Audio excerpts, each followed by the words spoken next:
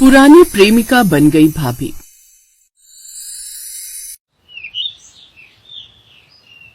माँ जी, ये लीजिए चाय। अरे माँ जी, आपकी आंखों में आंसू? हाँ बहू, आज छोटे की बड़ी याद आ रही है। बताओ, ये भी कोई बात हुई? अपने ही सगे भाई की शादी में नहीं आ पाया मेरा बेटा। माँ जी, आप तो जानती हैं आर्मी वालों की नौकरी होती ही ऐसी है कि आधे से ज्यादा जिंदगी तो अपने देश के लिए कुर्बान कर देते हैं, जिस कारण ये ना जाने अपनी जिंदगी के कितने ही इम्पोर्टेंट फंक्शन तक भी अटेंड नहीं कर पाते। यहाँ तक कि कई बार तो इन्हें अपनी शादी के अगले दिन ही ड्यूटी ज्वाइन करनी होती है।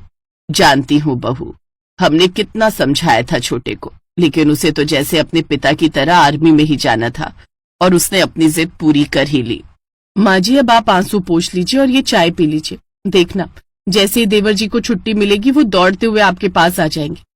मैं अपनी चाय भी यहीं ले आती हूँ, दोनों साथ में बैठकर चाय पियेंगे।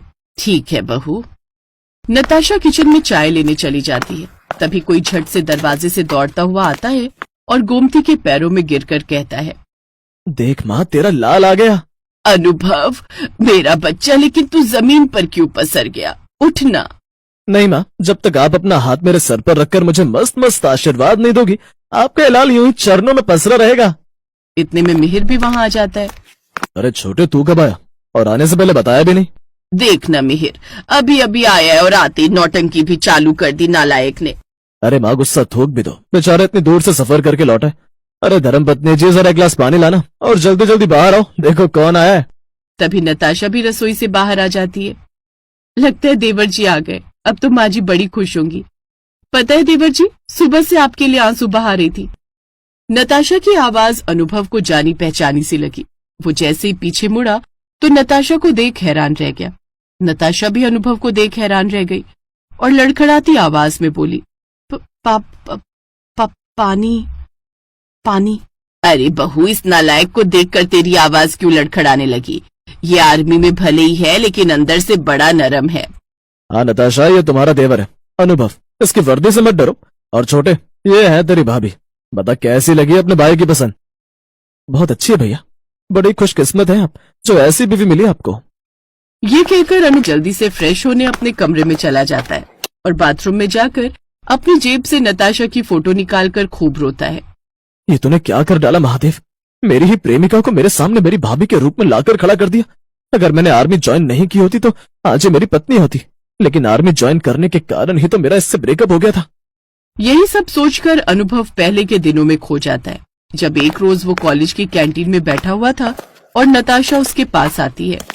ए चिकने, अपन का ये दिल ना तेरे चिकने थोबे पर आया है, बोल अपना टपोरी बनेगा क्या? अरे तुझ जैसी टपोरन के लिए तो ये हीरो टपोरी भी बन जाएगा। बोल क्या बोलती है, आदि का खंडाला?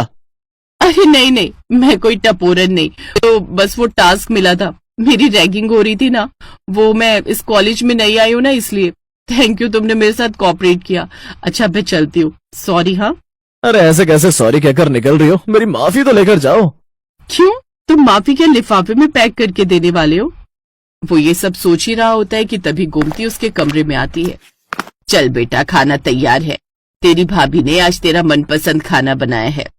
कुछ देर बाद वो खाने के लिए बाहर आता है तो देखता है नताशा सबको खाना परोस रही है और उससे कहती है, आइए देवर जी, आपके आने की खुशी में मैंने माँ जी से पूछकर सारा खाना आपकी पसंद का बनाया है। कितनी आसानी से मुझे देवर कहकर बुला रही है, कैसी फीलिंगलेस लड़की है ये। हाँ छोटे, एक बार तू अपनी भाभी के हाथ का खाना खाकर देख, तेरी तबीयत कैसे चमक जाएगी। क्या भैया, मेरी तबीयत को कौन सा जंग लगा है जो इनके हाथ का खाना खाकर चमक जाएगी? ये इनके क्या होता है? भाभी बोलने में जुबान पर जोर पड़ रहा है तेरी। कोई बात नहीं माँ, आदत नहीं है ना, अभी सीख जाएगा। खाने के बाद नताशा किचन में बर्तन साफ कर रही होती है। तभी अनुभव फ्रिज से पानी की बोतल लेकर वहां से जा रहा होता है। फिर नताशा कहती है, अब भाभी कहने की आदत डाल लो अनुभव। क्या कहा तुमने? वही जो तुमने सुना। मैं नहीं चाहती कि मेरे पति को, यानी कि तुम्हारे बड़े भाई को और सासू माँ को इस बारे में पता भी चले कि तुम और मैं एक दूसरे को पहले से जानते थे। बस यही जान लो कि मैं तुम्हारी भाभी हूँ, इस बात को एक्सेप्ट कर लो। शट अप, अपने इसी एटीट्यूड के चलते तुमने मुझसे ब्रेकअप किया था ना। अरे जब चली गई थी मेरी जिंदगी से तो वापस क्यों आई, वो भी भाभी बनकर? तभी गोमती भी वहां आ जाती है। अनुभव, तू सोया नहीं और ये क्या खुसुर फुसुर चल रही है देवर भाभी के बीच? वो माँ जी, देवर जी मेरे बनाए हुए खाने की बड़ी तारीफ कर रहे थे। नहीं, बिल्कुल नहीं। तुम्हारे बनाए खाने से अच्छा मेरी माँ के हाथ के बने करेले होते हैं। सुधर जा अनुभव। अब एक और बार मुंह से भाभी की जगह इनके उनके या तुम्हारे कुछ निकला ना तो तेरा सर और मेरी चप्पल होगी। वो तेरी भाभी है तो तमीज से बात किया कर। अनुभव गुस्से में वहां से चला जाता है। उसके लिए एक्स बनी भाभी की सच्चाई को डाइजेस्ट कर पाना बहुत मुश्किल था। वो जब भी नताशा को देखता तो उसे उसमें भाभी नहीं बल्कि अपनी एक्स नजर आती थी। फिर एक रोज नताशा कहीं जाने के लिए तैयार होकर बड़ी ही खूबसूरत साड़ी पहन कर आती है जिसमें वो बड़ी ही सुंदर लग रही थी। उसे देखकर अनुभव की नजरें उस पर ही टिक जाती हैं।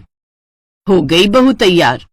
जी माँ जी, मैं निकलती हूँ। मीर जी ने मॉल में आने को कहा था, पहले ही आधा घंटा लेट हो गया है, वो गुस्सा करेंगे।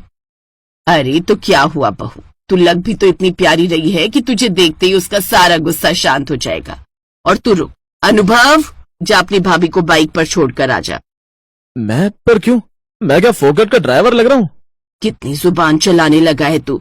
अब जा, तेरी भाभी पैदल जाएगी क्या? अपनी माँ के कहने पर अनुभव मान जाता है और नताशा उसके साथ बाइक पर बैठ जाती है। लेकिन वो बाइक इतनी स्पीड से चलाता है कि नताशा उसे कसकर पकड़ लेती है और गुस्से में कहती है, अरे मंद बुद्धि, मुझे मॉल पहुंचना है, भगवान के पास नहीं जो 150 की स्पीड में बाइक चला रहे हो। क्यों डर लग रहा है भाभी जी? अरे यही तो आपके देवर का स्टाइल है, इस स्पीड में तो आपको जन्नम छोड़ दूं। सही कहा, जो इंसान मुझे 2 साल पहले ही छोड़ चुका है उससे मैं उम्मीद भी क्या कर सकती हूँ। उसकी ये बात को सुनते ही वो जोर से ब्रेक लगाता है जिससे नताशा अपने आप को संभाल नहीं पाती और बाइक से गिर पड़ती है। सॉरी, तुम्हें कहीं लगी तो नहीं ना? हाँ लगी है, दिल पर चोट। हो गया शांत तुम्हारा गुस्सा? अरे 2 साल पहले मेरी एक छोटी सी गलती के लिए तुम मुझे छोड़कर आर्मी में चले गए और उसके बाद कोई फोन तक नहीं किया। मैं कहाँ भागती? 2 साल तुम्हारे प्यार में पड़ी रोती रही और फिर मेरे मम्मी पापा ने मेरी शादी तुम्हारे बड़े भाई के साथ करवा दी, जिसके बाद अब तुम्हारी एक्स तुम्हारी भाभी बनकर लौटी है और मेरा एक्स यानी कि तुम मेरे देवर बन गए हो। इतनी सी बात तुम्हारे दिमाग में नहीं घुस रही? अब दिल नहीं मानने को राजी तो क्या करूं, मर जाऊं? तुम्हारा क्या है, लेकिन मेरे साथ तो खेल हो गया ना। तुम्हें देखकर मेरी फीलिंग के बुलबुले फिर से फूटने लगे तो मैं क्या करूं? तुम्हारा दिमाग खराब हो गया है।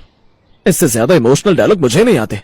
जो भी हो, एक बात अपने दिमाग के खाने में डाल लो कि तुम्हारी एक्स तुम्हारी भाभी बन गई है और तुम भी अपना घर बसाकर अपनी जिंदगी में आगे बढ़ जाओ। फिर घर पहुंचकर वो उसकी कई बात बहुत अच्छे से सोचता है और सच्चाई को मानकर खुद को तैयार करता है। उस दिन के बाद से वो नताशा को भाभी बुलाता और कुछ दिनों बाद वो अच्छी सी लड़की पसंद करके उससे शादी कर लेता है।